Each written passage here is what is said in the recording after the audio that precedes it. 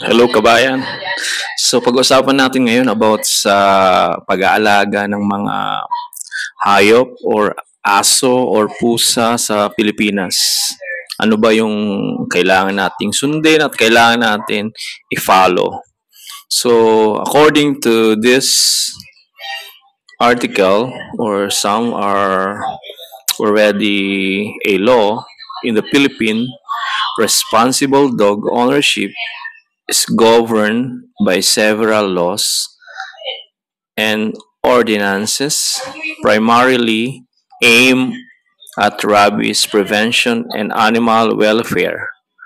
Key aspects include mandatory registration and vaccination, lease laws in public places, and holding owners accountable for damages caused by their dogs. Ito yung mga law. Ito muna yung unang part. Okay, this is the part 1. Ano yung mga law na dapat natin sundin? Now, bago natin basahin yung laws na yan, alam nyo, dito sa Europa, ang aso ay isang pamilya na tinuturing, inaalagaan at pinapakain ng tama. Sa Pilipinas, ibang-iba, di ba? Ang aso, nagkagala-gala sa kalsada, pinapababayaan, kung ano pinapakain, kaya nagkakaroon ng rabies. Di ba? So, dapat pag owner ka, yan lang kakaiba sa Pilipinas, dapat pag owner ka, alagaan mo itali mo, hindi nagkagala-gala sa kalsada, sa lansangan, pag nakakagat, sabihin mo, ikaw pa yung magagalit, yung may-ari pang magagalit. Na hindi naman dapat. Di ba? So, dapat maging responsible dito.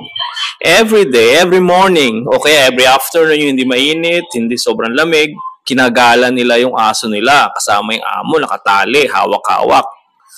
Para yung aso na exercise at nagkakaroon din ng ano sa surroundings.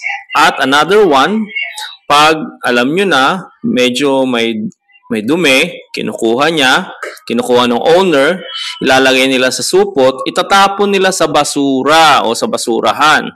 Yun ang tama. Sa Pinas, hindi. Pinapabayaan. Calling the attentions of the barangays in the Philippines na i-follow natin tong law na yan para maiwasan ng rabies. Biruin mo, napanood ko sa news, ang daming nakakagat ng aso na nagkakaroon ng rabies. So, danger talaga yan. Danger.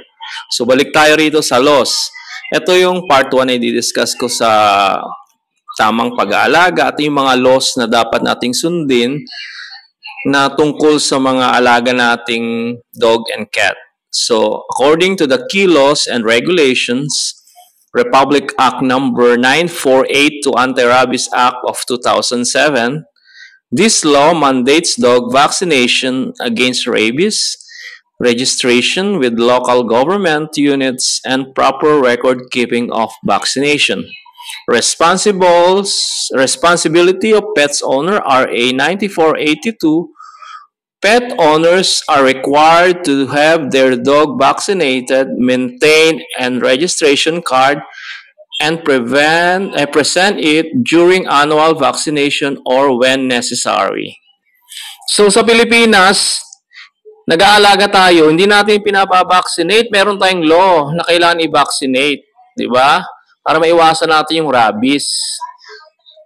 So, dapat i-required, magbahay-bahay, may mga aso, ipatali, laging ganun. Alam ko, ginagawa ng barangay, hindi ko rin alam kung ginagawa rin talaga ng mga barangay yan, na sinusunod ba nila yung batas na to?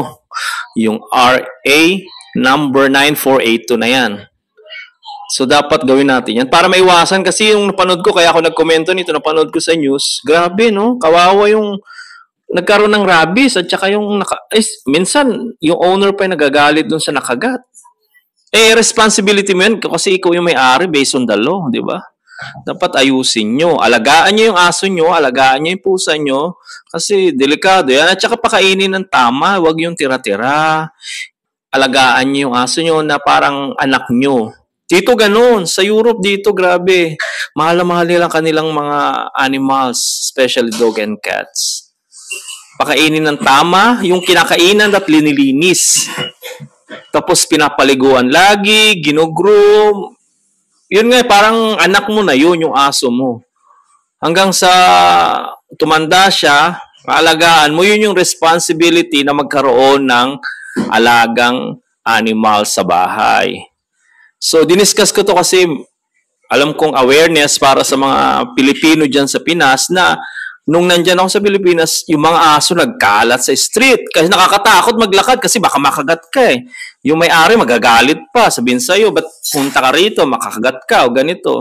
Na hindi naman tama. Dapat itali, ilagay sa cage. O kaya nandun lang sa loob ng bahay, ilalabas mo lang yung aso pag igagala mo. Hindi yung aso lang bahala sa buhay niya. Hindi ganun ang tama.